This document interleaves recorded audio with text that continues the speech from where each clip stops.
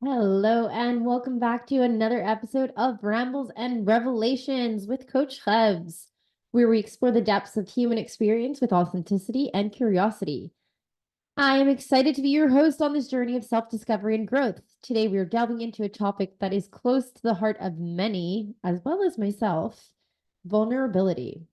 But not just any vulnerability, we're peeling back the layers to uncover the strength that lies within it. Join us as we unmask the power of vulnerability and discover the resilience it brings. Without further ado, let's dive in. That was so recorded and so read off of a paper. I read it off, but it sounded really good. But I don't know how it sounded, but it looked really good on written paper, so I decided I would try it. Let me know what you thought about it. I feel like it sounded really tacky and unnatural. But it just looked really good on paper. Let me know what you thought of that introduction, and maybe we will maybe just fix it up a little bit. But without further ado, as I've said before, let's dive right in. Today we are talking about unmasking vulnerability, discovering the strength that vulnerability brings us. I always had a hard time with vulnerability. I always believed that if I was going to be vulnerable, that meant like I was somehow weak. That meant that somehow I was going to crash and crumble into pieces, because if I show you my weaknesses, then that means that like I'm weak. Um, and I think, to be honest, what is even vulnerability? Like, hang on, I'm gonna actually look it up. What is the actual definition of vulnerability? Um, because I don't think vulnerability means sharing your weaknesses. I think it means more being very honest with yourself in the world. I think being authentic. Okay, vulnerability is the quality of being easily hurt or attacked. Um, I don't agree with that. So, capable of being physically or emotionally wounded. Okay, we'll go with that. We'll go a little bit with that, because at the end of the day, I think when we do share our weaknesses, that means we're showing where we can be hurt or wounded or injured. But I think there's also certain vulnerability in showing our strengths. Sometimes we have strengths that we protect them. I don't know why, for some reason, like something that we're really good at and we just don't want people to know. Um, and that doesn't mean, I mean, I guess that means we could be attacked because people would be like, hey, do more of that cool thing that you do. But I don't know, is that like actually an attack? Is that like being hurt? So yeah, I'm not gonna really go with Webster's Dictionary of Vulnerability, because I think I'm using vulnerability in the more of like a not mental health, but in the mental health perspective. So basically, getting back to where we were at, I always had a really, really hard time with being vulnerable, with sharing either my strengths or my weaknesses. I always walked around with this armor up, with this mask, with this understanding that I'm always going to hold, I have to hold everything together all the time, 24/7. I always have to be on. I always have to be, on top of things. Um, Now, is that a strength? Is that a weakness? I don't know. We can argue about that from today till tomorrow, because that's really a great argument.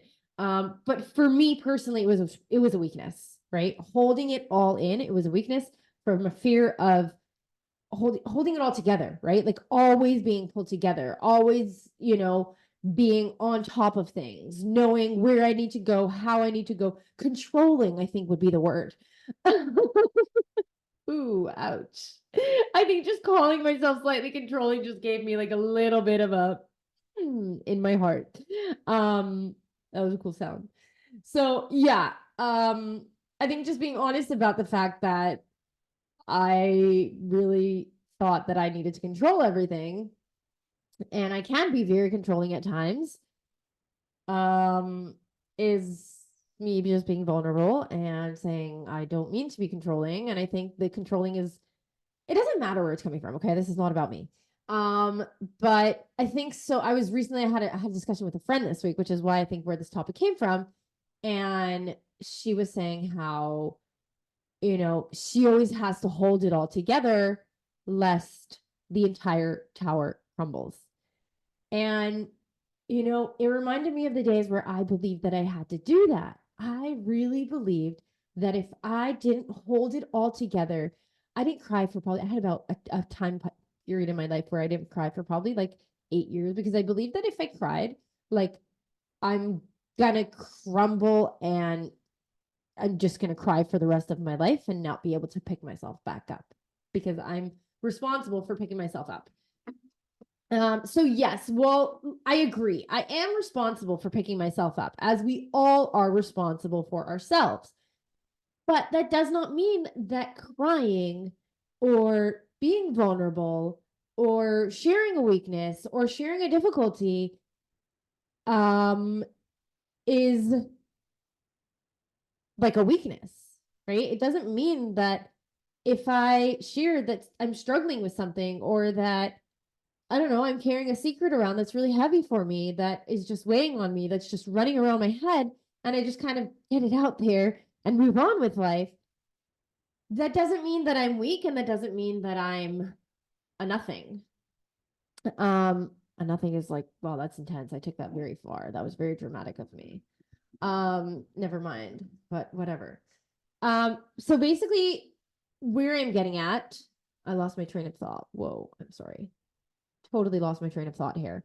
So I'm gonna move on to the questions that I brought from ChatGPT, because I a little bit lost my train of thought, and I'm trying to pull myself back into where we were. I guess, I mean, me just being really honest and not like BSing, and being like continuing to chat and just being like, oh my God, I'm in the middle of recording an episode and I'm blanking out, is just, I think, as vulnerable as they can actually get. Even though I'm a little bit embarrassed to admit it, like I would love to chat on and be like, oh my gosh, say something very smart, but I'm totally blinking out. Like I had a lot to say and I'm blanking. So yeah, enjoy this live beingness of the human experience, and not everything is always going to be roses. And you won't always remember the smart and wonderful things that you had to say, and you will just have to be vulnerable and be in real life time while talking to people about vulnerability, and just be like, hey, what's going on right now? So yes. But I'm gonna move on to the chat GPT questions that I brought up, because I think that's probably the next best move. So what I have brought up from here. We often hear that vulnerability is synonymous with strength. Can you share a time when embracing vulnerability felt empowering for you? How did it challenge any preconceived notions you had about vulnerability? Wow. So I think for me, the best example that I can come up with was when I was sobering up.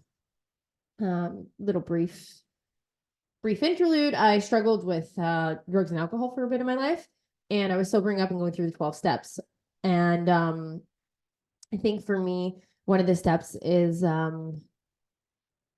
step 9, where you need to apologize to people that you've harmed and ask how you can make it right. Or as well, step 4 or 5. Step 5 probably is where you kind of share with your sponsor all of your affairs and different things that are sitting on you. Basically, you write it out in step 4 and share it in step 5. And I think for me, that was probably one of the harder things I've done. And but it was probably the greatest things I've done. Like recognizing that I can be vulnerable, and it is actually super, super empowering. Like the ability to say I was wrong, the ability to say I'm hurt, I'm jealous, I'm upset, or even the ability to say I hurt somebody else and I feel bad about it. Because so often, I think if I'd hurt other people in life, I think to me that was one of the harder things to admit to, is that kind of being like, yeah, there's a part of me that's not 100% pure and good. And like I've hurt people in my life. I've hurt my parents quite a lot. And I'm sure I've hurt friends and family 100% unmeaning, right? I never meant to. Maybe I did. Maybe there is even a part of me that's like, I want to get back at them. I have no idea, right? I'm not in that headspace right now. But I think looking at that side of me, that's like a bitch, for lack of a better word, and admitting to it, admitting that I have a bitchy side to me. and I can be mean. Um, and I think to me, admitting that and coming to that is one of the greatest strengths that I've received in admitting that, because I think so often when I was mean to people or wrong to people or did something that hurt other people, I was always justifying why I did the thing that I did, as opposed to just being like, you effed up, you hurt somebody. Like, it's okay, you're human. It's not a great thing to hurt people. But by just coming to the place, it's not because she did, he said, they didn't do, it doesn't matter. It doesn't matter what anybody else did to quote unquote lead on to me being a not nice person. But being able to admit that I effed up and I hurt other people, to me, was huge. It's brutally painful. And even saying that out loud, on a public forum is like, it sucks. It really does suck. But on the other hand, I don't think there's anybody that's perfect in the world. Here I go justifying that, I can sometimes be mean. But I don't think anybody's perfect in the world. And I think being able to say, like, yes, sometimes I mess up and sometimes I'm mean to others and sometimes I'm rude to others and sometimes I run out of patience. It's huge. It's huge, at least for me. It takes a big stone off my heart, and I don't need to be perfect. I don't need to be perfect. I do try my very best at every given moment, I'd like to say, to be a good and kind person. But I think there are times that I messed up. I messed up and I hurt others and I wasn't such a good person. I didn't behave like such a good person. I'm always a good person, but sometimes my behaviors don't reflect that. But I think when I was sobering up and going through the 12 steps, to me, that was something that really, really gave me quite a lot of strength, to admit to my weaknesses, admit to my F ups, admit to my vulnerabilities. That to me was huge, without justifying anything, without justifying. It just is like, you messed up, you hurt people, and you go apologize for what you've done straight up. Walking into shops and telling them, I was drunk and I may have stolen a bottle of alcohol, and giving them the money back. That's pretty vulnerable. That's pretty daring. And I've done that. And it's a shameful thing to do. I mean, it felt very shameful, but on the other hand, I walked out of there free. I walked out of there free knowing that I'm fixing up my mistakes and I'm admitting to my F ups. So to me, I think a huge part of realizing, going through the 12 steps really, really helped me recognize that vulnerability is a strength. And then continuously through life, when you mess up, just admitting that you messed up, is huge. It's huge, huge, huge, huge, huge, and not to be underestimated. And I think when I admit that I messed up, it makes it a lot easier for other people as well, because all of a sudden, I'm not perfect and neither are you. It makes it, first of all, easier for me to forgive others when I recognize that I also messed up, and I would like for them to forgive me, because it's just a nice thing. And I don't always do it on purpose. And, sometimes I'm human and I mess up. And it would be lovely if others would forgive me for it. And I think by admitting that, it creates space for others to also admit when they mess up, and makes it easier for me to forgive them as well. Okay, moving on. Overcoming fear. Fear of vulnerability is something many of us grapple with. Yes, it is. Can you take us back to a time when you felt hesitant to open up, but eventually did? What motivated you to push through that fear, and what did you learn? Usually it's going to be to admit to somebody that I messed up, that I either made up a story or lost patience or snapped or did something that wasn't very kind. I try not to lie and go behind people's backs, but sometimes I have in the past. I hope that I will never in the future, but I have done so in the past. And I think coming clean, I think what motivates me to well, definitely, I think something that I did was when I was in rehab and I drank alcohol and I came clean about it. I admitted to that. That was funny. That was really scary, and I was put into quarantine for 2 weeks for it. That was before I knew about COVID quarantine, but that's for a different story. But it is a funny story anyways. But I think what motivates me to push through the fear of being vulnerable and coming clean about things that I've done or things that I've messed up about or things that I feel or something that is kind of vulnerable. I think what motivates me is knowing that after I open up and I'm honest about it and I'm just authentic about it, even if it's not like in an authoritative state, even if it's just, within friends, that I just say something like, even a regular conversation and telling a friend, hey, what you said the other day really hurt me. Like, even in that sense, I think what motivates me to do that and communicate these things is to, first of all, I think, be honest, and second of all, to create a safe space for others to be vulnerable and honest with me, and to like admit that I can't do everything, and I'm not superwoman. I mean, I am superwoman because I'm a superwoman, but I'm not perfect. And I think when I open up, I know that I'll feel lighter. I know that when I'm vulnerable, as scary as it is, and even if the people around me that I'm being vulnerable with, or even if it's just me on my own, I feel a stone coming off my chest because I don't have to hold up some sort of facade anymore. So yeah, I think that's how I deal with that. Okay, the next question is really interesting.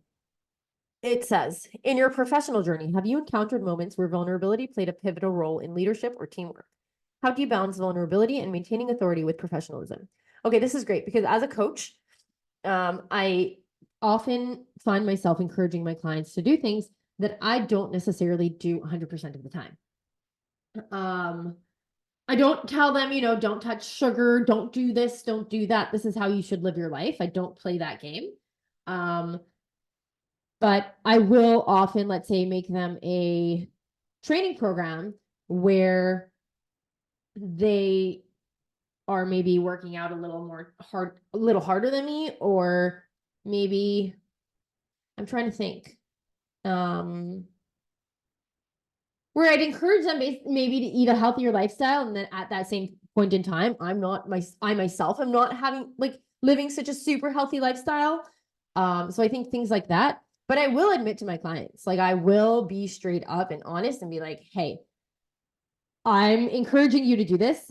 It's important for you to know that I don't do this 100% of the time. But this is the ideal. So I'm very honest with my clients and I'm very open with them and I encourage them.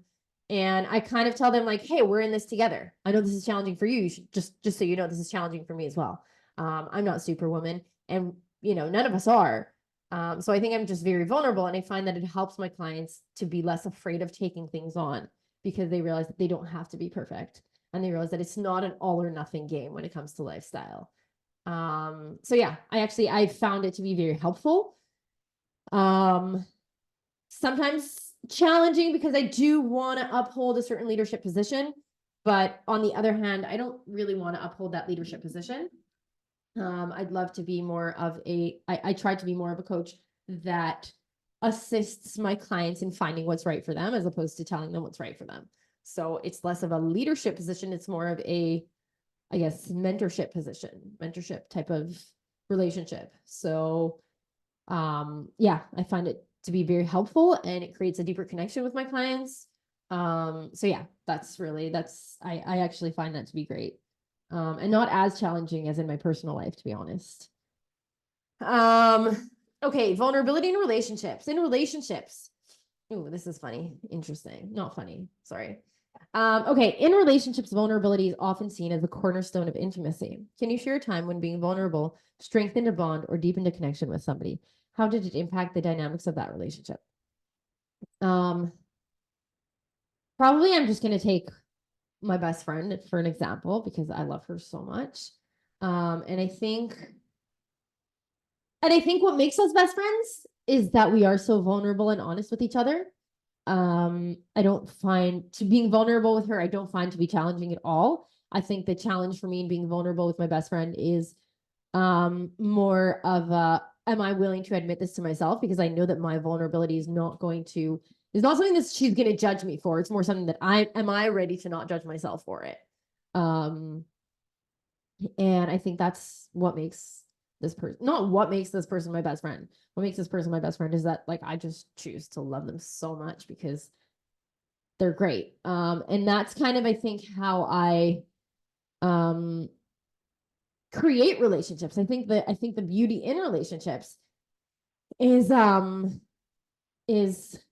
in vulnerability and in knowing that this person, I mean, I don't know if it's knowing that this person will love you and accept you no matter what, but I think it's in being able to be vulnerable and not judge yourself.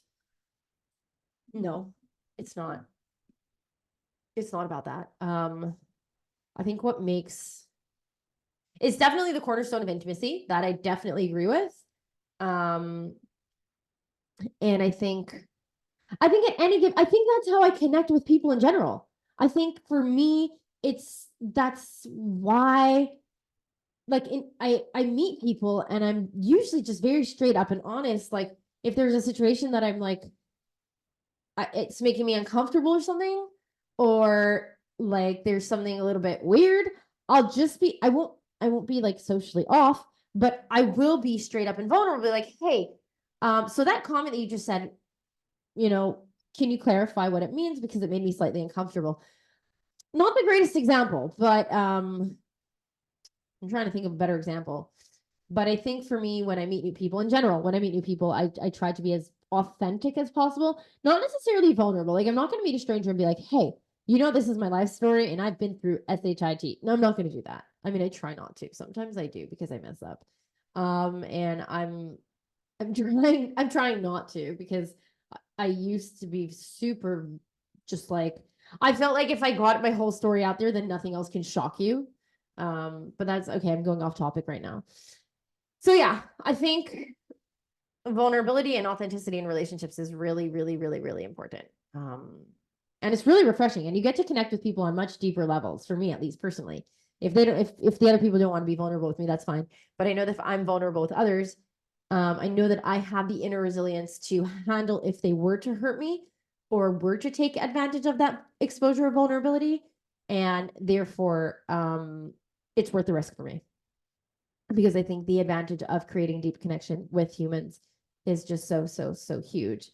And it's something that gives me huge satisfaction in life. So for me, it's just worth it.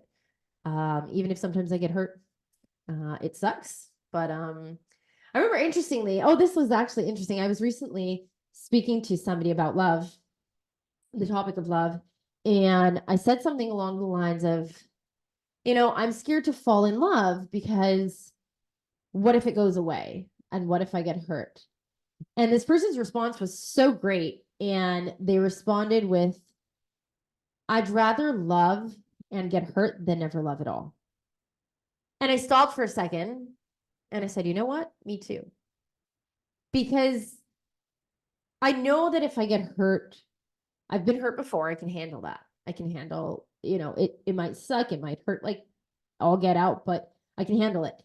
But I think the richness of actually loving and connecting people with people is just so huge and not worth missing out that it's worth being vulnerable. It's worth risking just falling. I'm not even talking falling in love in a romantic sense. I'm talking falling in love even with people that you've met, not like falling in love per se, but in the general sense. Yeah. So I think I'm going to wrap things up here for now.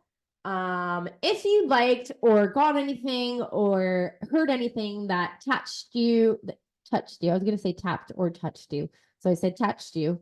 If you heard anything or got anything and it spoke to you and you'd like to reach out or, yeah, you know what, reach out. I'd love to hear what you have to say. I love to hear what you thought.